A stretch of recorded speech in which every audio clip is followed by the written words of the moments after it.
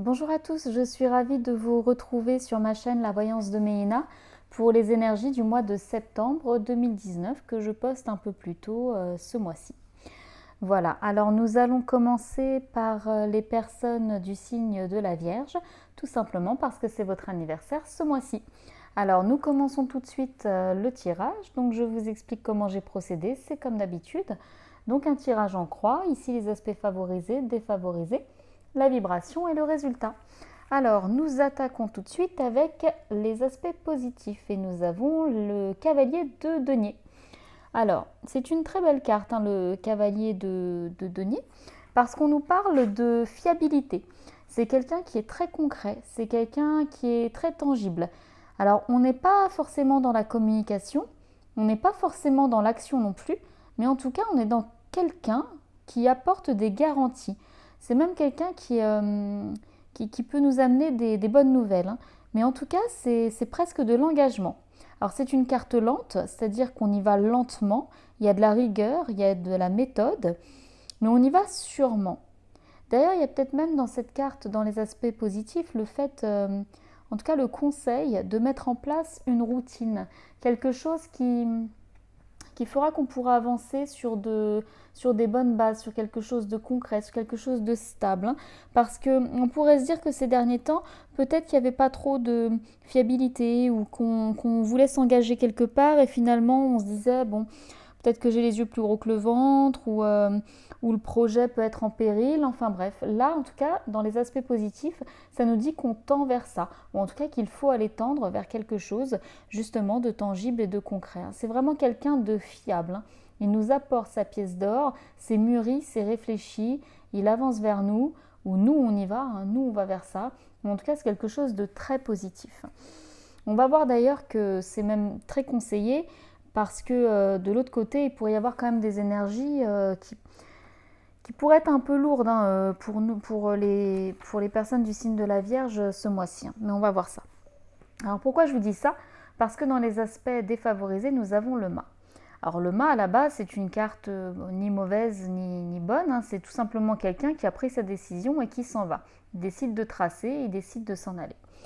Sa raison peut être valable, hein. D'ailleurs elle est quasiment toujours.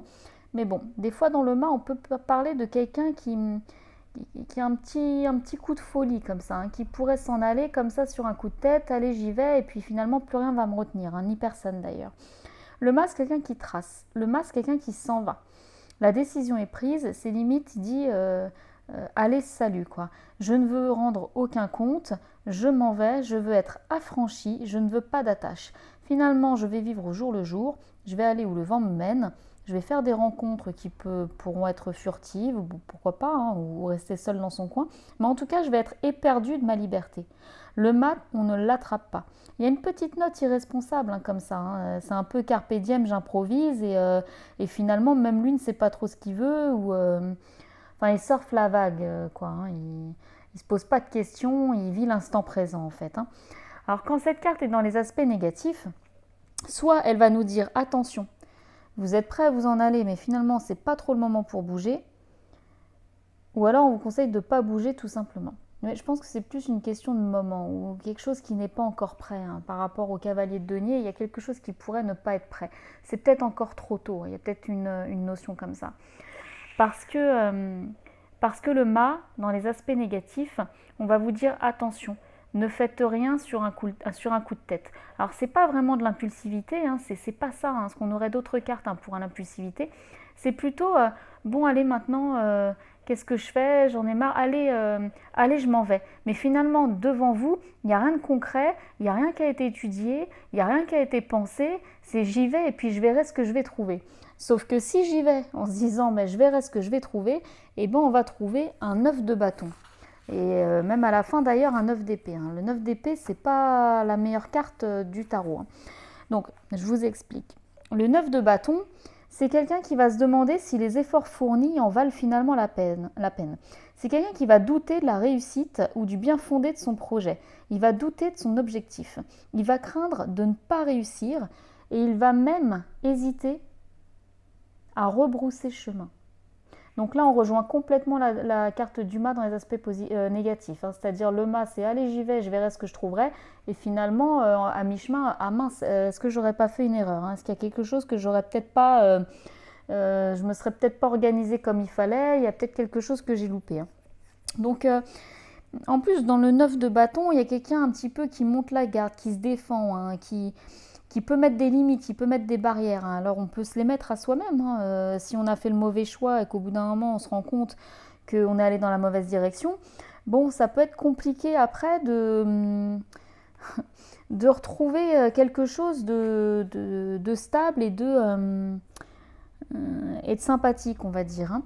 Après, le 9 de bâton, pourtant, quand tout est bien géré, quand tout a été géré avant, c'est justement le fait de ne plus douter. Que finalement les choses sont plus simples qu'on ne l'avait cru. Vous voyez, c'est ne plus se poser de questions, mais parce qu'on aura mis avant une routine et qu'enfin on pourra avancer. Parce que tout ce qu'on aura mis, tout ce qu'on aura pensé juste avant, c'était clair, c'était concret, c'est maintenant je sais où je vais. Voilà, c'est de ne pas être dans cette énergie du mât qui trace et qui sait pas du tout sur quoi il va tomber. Hein. Donc c'est compliqué parce qu'en dessous, voilà, en dessous on a le 9 d'épée. Le 9 d'épée, c'est une lame qui va nous parler d'angoisse profonde. Hein. C'est une lame qui va nous parler de peur, de blocage, limite d'obsession. Hein. C'est la tête qui nous commande. Hein. On est dans la phobie, on est dans le stress, on est dans l'anxiété, due d'ailleurs à une situation que l'on n'arrête pas de tourner en boucle dans sa tête. On ne trouve pas de solution. Hein. L'esprit est obsédé par ses angoisses. Hein. Vous voyez, c'est vraiment quelqu'un dans son lit là, qui n'arrive pas à dormir et... Bon, elle n'a pas l'air bien hein, quand même. Hein.